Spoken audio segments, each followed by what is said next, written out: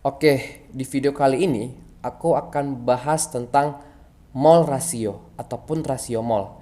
Nah, mungkin selama kita nih belajar stokiometri, kita kan harus selalu dituntut untuk menyetarakan reaksi. Pernah nggak kalian bertanya-tanya kenapa sih kita harus menyetarakan reaksi? Nah, di video kali ini kalian akan tahu nih jawabannya kenapa nih kira-kira kita harus sangat memerlukan ini skill untuk menyetarakan reaksi dalam perhitungan stokiometri kayak gitu. Oke, misalkan kita ambil contoh nih misalnya.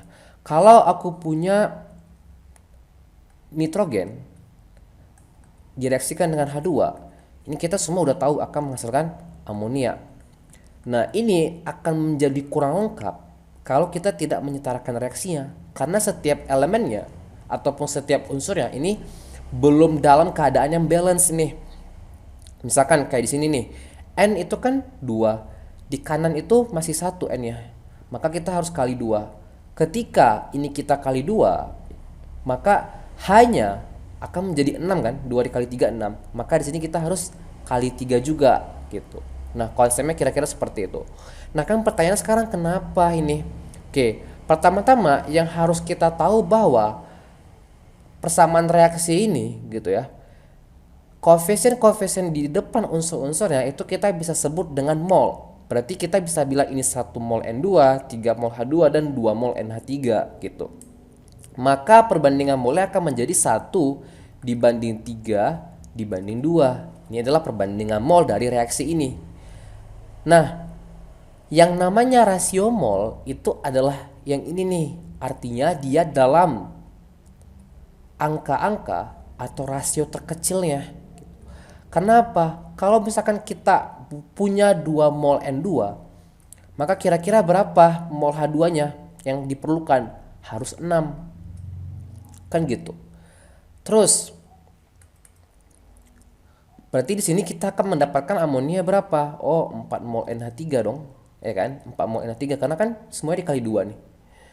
Nah, terus kalau misalkan aku punya 3 mol N2, kita pakai lagi yang paling dasar ini, maka di sini akan menjadi 3 mol H2 dikali 3 menjadi 9 mol H2.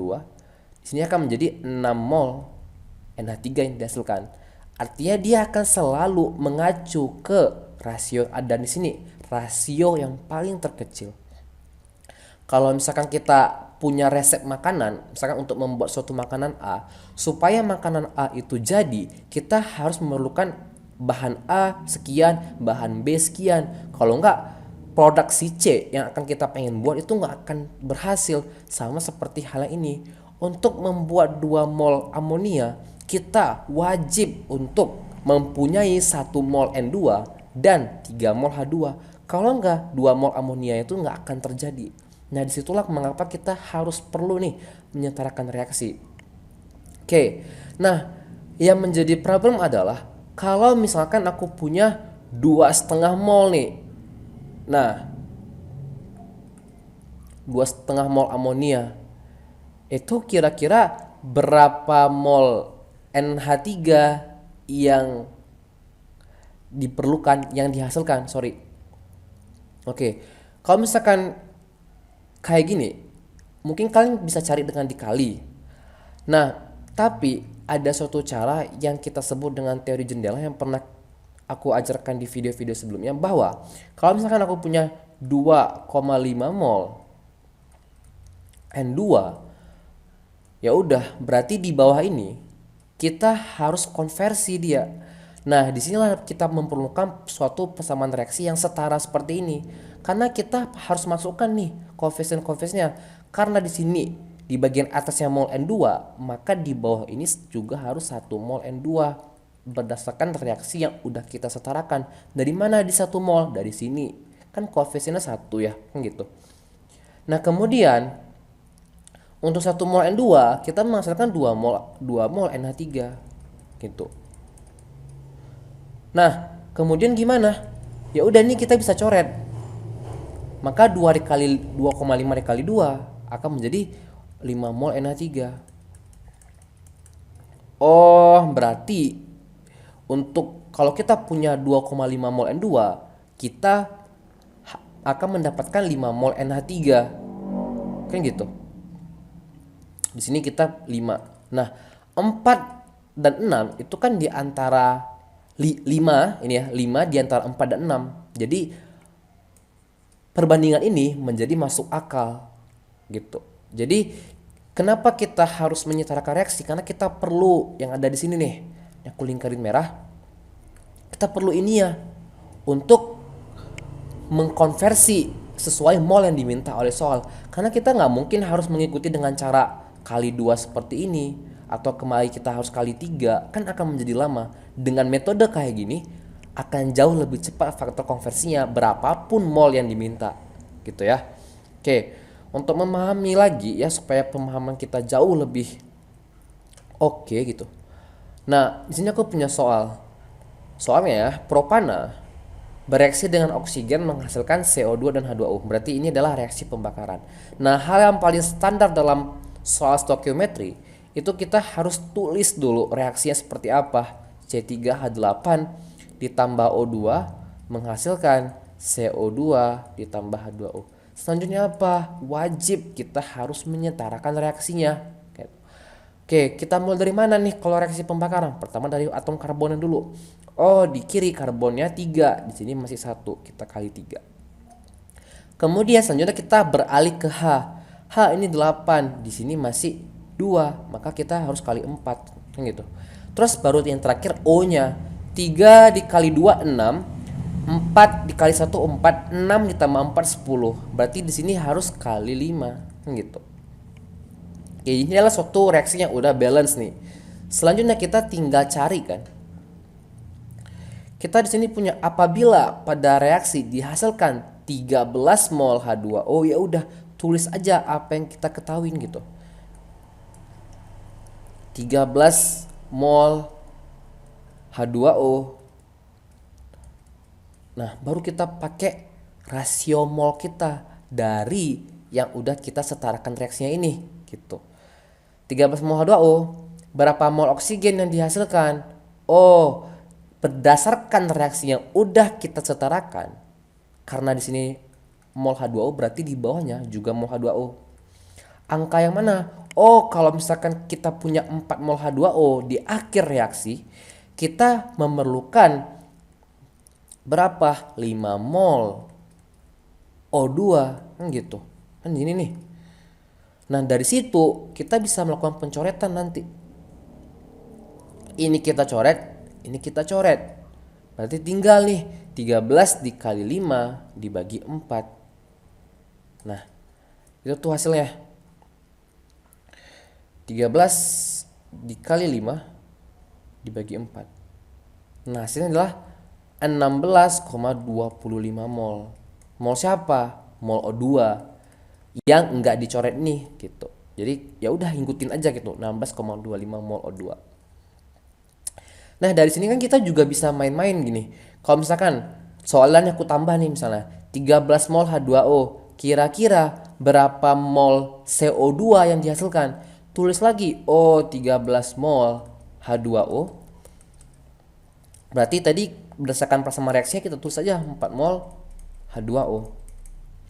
Oh, kalau kita menghasilkan 4 mol H2O, CO2 yang dihasilkan itu adalah 3 mol CO2. Berarti ini aku bisa coret 13 dikali 3, kemudian kita bagi dengan 4, 9,75. Oh, ternyata kalau kita punya 13 mol H2O, maka CO2 yang ada itu 9,7 mol CO2 yang dihasilkan. Kalian bisa menggunakan, kalau misalkan kita nih pakai perbandingan rasio kayak tadi misalnya nih. Ini aku hapus dulu. Kalau misalkan kita pakai perbandingan kayak tadi 1:5 banding 3 banding 4. Oke, ini kalian bisa nanti kita kali-kali, ketemunya juga sama, tapi kan akan menjadi lama kayak gitu. Nah, kalau kayak gini kan akan lebih cepat jadinya. Jadi konsep dasarnya tuh kira-kira dari seperti itu tuh, rasio mol. Oke, kita lanjut ke soal berikutnya. Amonia bereaksi dengan oksigen menghasilkan gas nitrogen dan air. Tulis lagi nih persamaan reaksinya seperti apa. Oh, amonia NH3 gitu. terus bereaksi dengan oksigen, oke, O2, menghasilkan apa? Gas nitrogen ditambah dengan air. Oke, ya udah, setarakan lagi di kiri kita punya N-nya 1, di kanan 2, maka di sini kita harus kali 2 dia. Kalau gitu berarti hanya akan menjadi 6, 2 dikali 3 6, di sini 3, gitu. O-nya akan menjadi berapa?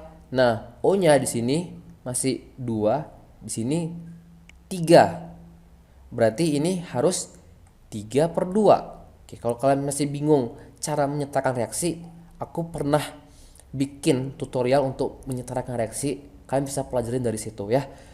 Kemudian karena kita tidak menginginkan pecahan, fraction di persamaan reaksi kita harus mengkalikan dengan penyebutnya. Karena di sini penyebutnya 2, maka reaksi ini aku harus kali 2 gitu. Supaya kita tidak mendapatkan rasio. Ketika kita kali 2 akan menjadi apa? 4NH3 ditambah 3O2 2N2 6H2O. Kita cek lagi, mana tahu kita silap. 2 oke 2N2 6H2O. Oke, sip. Nah, dari sini yang diminta soal apa? Kita lihat. Soal diminta berapa mol oksigen yang diperlukan untuk habis bereaksi dengan 2 mol amonia. Oke, habis bereaksi ya. Kita punya 12 mol amonia. Tulis 12 mol NH3. Oke. Kali. Di bawah ini juga harus mol NH3 dong. Tapi yang kita isi berdasarkan reaksi yang udah kita setarakan. Yang mana ini kan. Nah, 4 mol NH3 gitu. Jadi tanya apa? Berapa mol oksigen yang diperlukan? Ya udah, kalau kita punya 4 mol NH3, maka oksigen yang ada itu 3 mol O2 gitu. Nah, ini nih rasio molnya. Oke, akhirnya kita bisa melakukan pencoretan di sini. 2 mol NH3 kita coret, 12 bagi 4 3 gitu. 3 kali 3. Oh, kita menghasilkan 9 mol O2. Ya. Langsung ketemukan jawabannya. Oke.